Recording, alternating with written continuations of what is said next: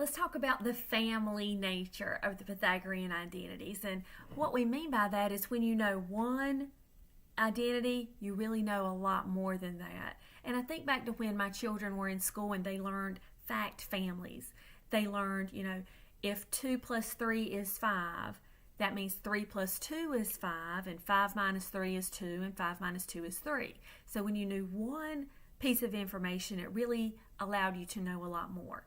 Very similar, we can see that family nature with Pythagorean identities. And I have here that this is going to come in really handy, trust me. And I'm not a huge fan of just trust me. I promise one day it will be handy, but it really will. Understanding this is extremely important for understanding trigonometry and then later on lots of things in calculus. So let's just think about the rearranging nature of things. So if I know sine squared theta plus cosine squared theta is 1, I certainly also know cosine squared theta plus sine squared theta is also 1. We have something called a commutative property of addition, and that's just what we've illustrated here. That's nothing real earth-shattering, I'm sure.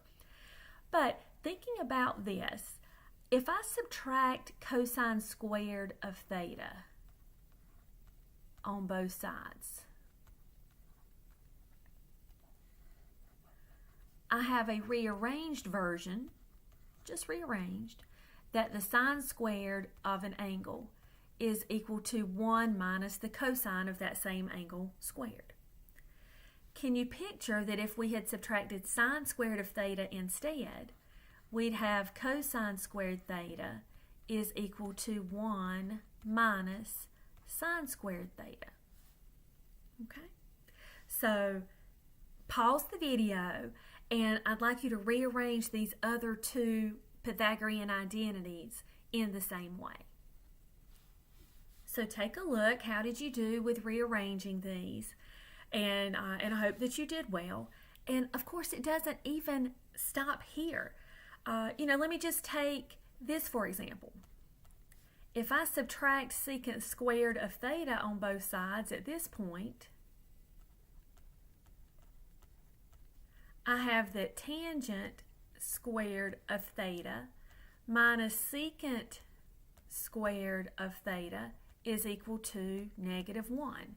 There's even another way to think of that. So yet again, we see that another family outworking of that same initial trigonometric identity, which let's remember came from this. This is like the beginning of the whole family tree, and then everything else kind of trickles out for there. And I won't overload you, but I do also want to just kind of show you one thing. Remember from algebra how you can factor a difference of squares, like if you have m squared minus 49, that factors into m plus 7 times m minus 7. Well, if you'll notice here, we have a difference of squares. One squared minus another squared. So yet another way that this could be written is tangent of theta plus the secant of theta. Sorry, my tablet's getting a little wonky here.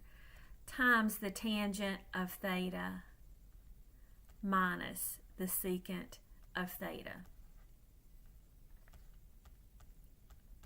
which would also be equal to -1. So while these here in kind of the teal color are the main things that I'd want you to begin to recognize and be able to recreate, just remember that there's lots of different ways, lots of algebra that we could apply to these Pythagorean identities also.